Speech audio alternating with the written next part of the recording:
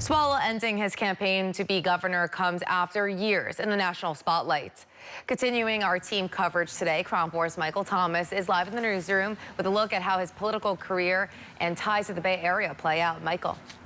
Hey there. Well, Eric Swalwell is a Bay Area native. As we all know, he took his political career all the way to the national stage, regularly clashing with President Donald Trump and pushing Democratic priorities. But now, after these allegations, well, his political future is at a standstill.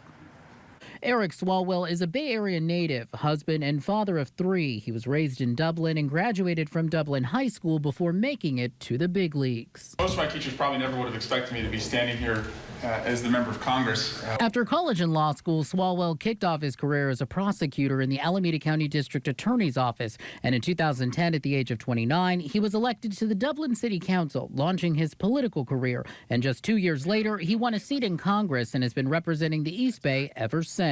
I'm certainly prepared. And when I go to court, when I was a prosecutor, I had my pencil sharpened, my subpoenas ready, my witnesses and exhibits ready to go, because I knew I only got one shot. And that's how I'm approaching this. Swalwell quickly became one of the most visible Democrats in Washington, serving on the House Intelligence Committee and taking a leading role in investigations involving President Donald Trump, making him a frequent target of the president. The president may have divulged national security information. Swalwell even launched a short-lived run for president in 2020, further elevating his role. But when that didn't pan out, the hopeful congressman set his sight on Sacramento, announcing a run for California governor.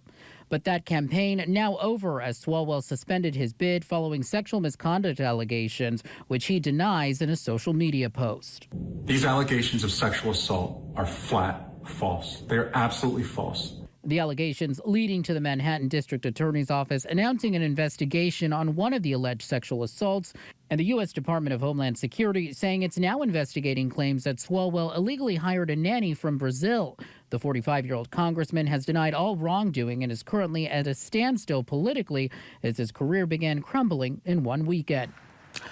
Swalwell's time in Congress comes to an end this November, with his official last day being January 3rd of 2027. As for what's next, well, the answer still unknown. That's the very latest here in the newsroom. I'm Michael Thomas. I'll send it back to you in the studio.